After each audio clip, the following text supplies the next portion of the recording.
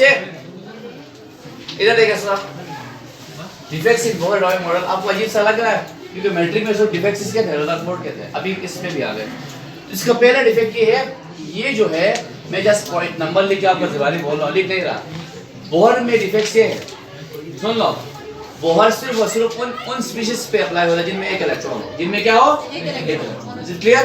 Mono electronic system के ऊपर apply होता है, उनका हम रेडियस निकाल सकते हैं, उनकी हम एनर्जी निकाल सकते हैं, समझ गए?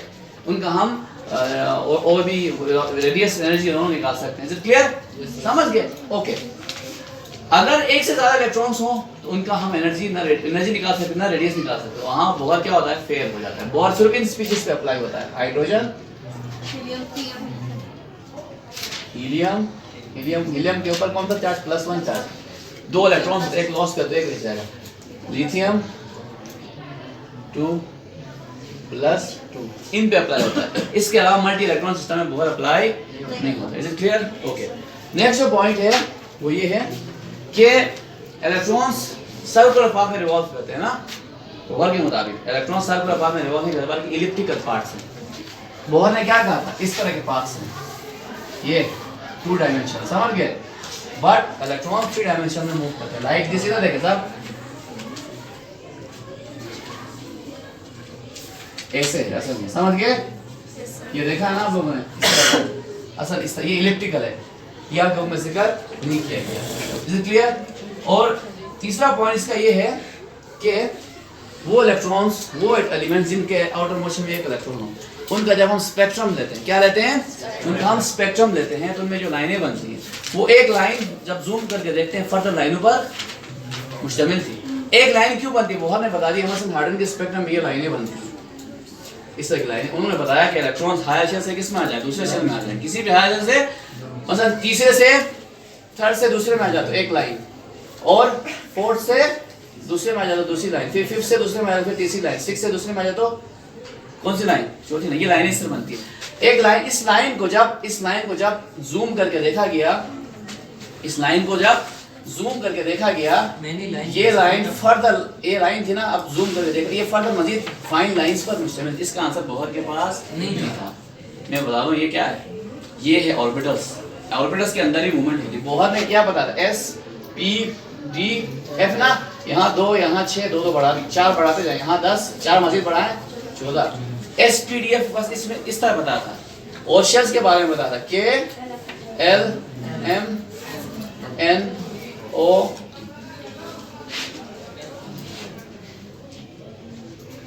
चौथा पॉइंट, ये एक जो लाइन है इसके करीब जब हम मैग्नेटिक फील्ड अप्लाई करते हैं, तो ये लाइन सेपरेट अप होती है फर्दर लाइंस में। क्यों होती है, बोहर के पास इसका आंसर नहीं था। इसको कहते हैं ज़ीमन इफेक्ट। क्या है, ज़ीमन, M-A-N ज़ीमन इफेक्ट।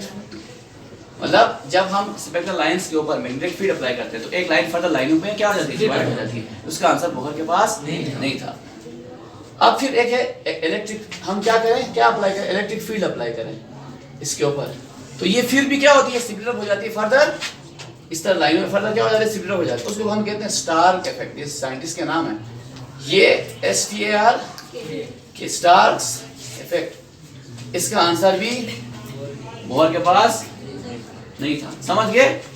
तो बोहर फेल हो गया ना। तो ये क्यों होते हैं, ये बाद में बता दिया साइंटिस्ट ने, गॉड स्मिथ और यूलेनबेक ने बता दिया। क्योंकि एटम, ये देखें, एक लाइन हायर शेल से लोअर शेल में आने की वजह से बनती है। फिर सब शेल्स के अंदर क्या होते हैं, S है ना, S के अंदर एक ही ऑर्बिटल है क्योंकि 2 इलेक्ट्रॉन है बस, S ऑर्बिटल भी है, सब शेल भी है। फिर P है, P में 6 इलेक्ट्रॉन है, तो 2 से डिवाइड करें 6 को, 3 ऑर्बिटल्स बनेंगे, 2 4 6। अब यहाँ ऑर्बिटल में मूवमेंट की वजह से ये फर्दर लाइनों में सिक्कत हो जाता है। क्लियर? और लास्ट पॉइंट वो है बोहर का जो है मॉडल जो है वो है क्लासिकल मॉडल। मॉडर्न जो है श्रोडिंगर वेव इक्वेशन और हेसनबर्ग अनसर्टेनिटी प्रिंसिपल को ये एक्सप्लेन नहीं कर पाए। According to Heisenberg uncertainty principle हम मोमेंटम और पोजीशन एक साथ नहीं निकाल सकते हैं, बट बोहर के हिसाब से हम निकाल सकते हैं, हालांकि ऐसा मुमकिन नहीं। ये देखें, बहुत सिंपल बताया था ना, ये रेडी में नहीं है, M-E-R = what, NH अपॉन 2 पाई। हमें मोमेंटम चाहिए, R को उस तरफ भेजो, mv is equal to NH upon 2 pi. निकल रहा है ना, निकल रही है ना। तो मैं मोमेंटम निकाल रहा हूं, तो इसका मतलब क्या है, हमें वेलोसिटी का, इलेक्ट्रॉन की वेलोसिटी का पता है, मास का तो हमें पता है ना, वेलोसिटी का भी पता है। इलेक्ट्रॉन रेस्ट में होता ही नहीं, तो आप मोमेंटम कैसे निकालोगे?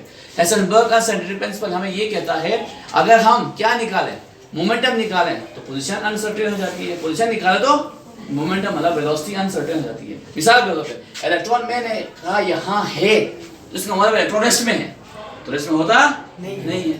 तो ये है हाइजेनबर्ग का सेंट्रिक प्रिंसिपल, ये एक्सप्लेन नहीं करता है। समझ के बोहर के डिफेक्ट्स, पहला डिफेक्ट है बोहर मल्टी इलेक्ट्रॉन सिस्टम में अप्लाई नहीं होता। दूसरा डिफेक्ट है वो इलेक्ट्रॉन सर्कुलर पाथ में रिवॉल्व करते हैं, वो 2 डायमेंशनल नहीं बल्कि 3 डायमेंशनल इलेक्ट्रिकल पाथ में रिवॉल्व करते हैं।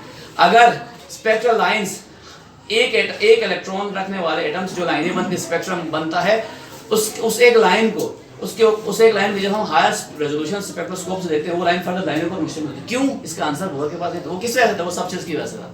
सबसे कॉन्सेप्ट बोहर ने नहीं दिया है। और नेक्स्ट पॉइंट है, जब हम क्या करते हैं, मैग्नेटिक फील्ड अप्लाई करते हैं किसके ऊपर?